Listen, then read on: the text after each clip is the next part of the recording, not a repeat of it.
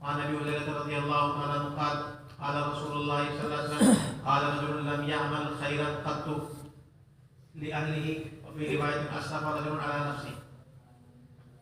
اللہ کے رسول نے ایک شخص کا حال بیان کیا جو بہت ہی گناہگار تھا، بہت ظلمتوں پر کر رکھے تھے، اس نے بہت گناہ کر رکھے تھے، کوئی نیک کام کیا ہی نہیں تھا. اب موت کا وقت قریب آیا تو اب اللہ کا خوف سوار ہوا کہ میں اللہ کی بارگاہ میں جاؤں گا تو اللہ تعالیٰ مجھ سے حساب کتاب دیں گے.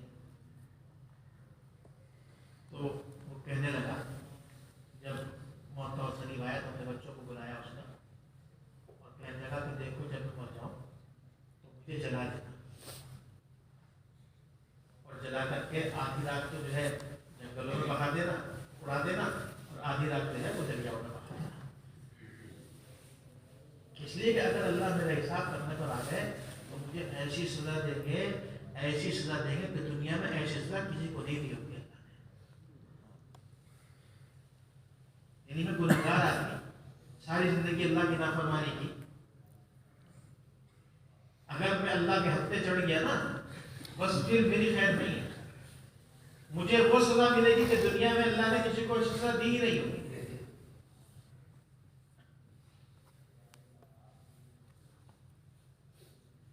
اس شخص کا خیال یہ رہا ہوگا کہ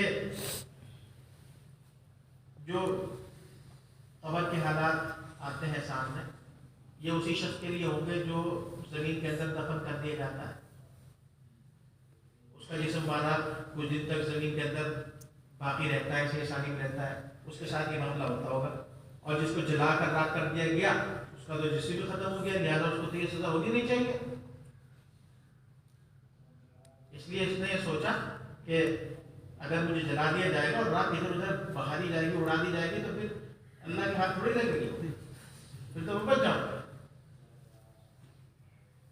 تو اس نے اپنے بچوں کو وصیت کر دی، اور جب اس کا انتقال ہو گیا تو اس کے بچوں نے اس کی وصیت کے مطابق اس کو جلا دیا، اور جلا کر کے کچھ راکھ جو ہے وہ جنگلوں کے اندر اڑا دی، کچھ راکھ جو ہے وہ دریاؤں کے اندر بہا دی. اللہ تعالیٰ نے جنگلات میں جو راکھ تھی ان سب کو حکم دے دیا کہ اکٹھی ہو جائے. جنگل کو حکم دے دیا کہ جو کچھ راکھ ادھر ادھر منتشر ہے سب کو ایک جگہ جمع کر دو.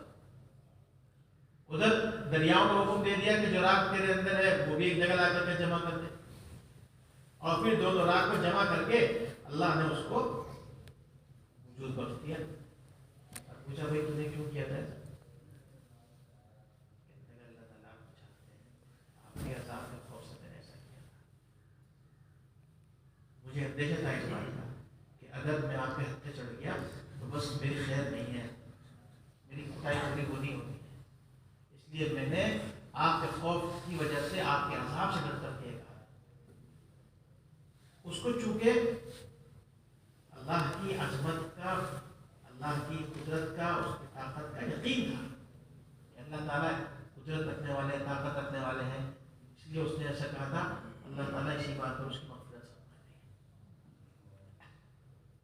اب یہاں ایک لفظ آیا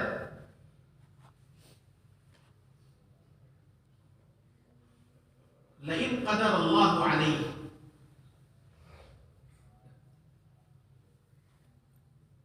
اس کا لفظی ترجمہ تو یہ ہوگا کہ اگر اللہ تعالیٰ مجھ پر قابو پا لے، میں اللہ کے ہاتھ لگ جاؤں، اللہ تعالیٰ مجھے اپنے قبضے میں لے لیں، مجھ پر قدرت حاصل کر لیں، تو بظاہر اگر دیکھا جائے تو یہ جملہ تو جو ہے وہ کفریہ ہو رہا ہے. اس لیے بعض لوگ یہ کہتے ہیں کہ یہ در حقیقت جو واقعہ بیان کیا گیا ہے یہ زمانہ فطرت کا ہے، یعنی جس زمانے میں کوئی نبی نہیں تھے. حضرت عیسیٰ اور حضور کے زمانے کا واقعہ ہے، درمیان کا واقعہ ہے. اس دور کے اندر صرف اللہ کی وحدانیت پر ایمان لانا ضروری تھا،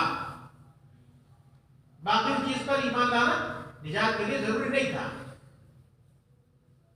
اور اسے اللہ کی ذات پر بھروسہ تھا، اس لیے اس کی نجات ہوئی.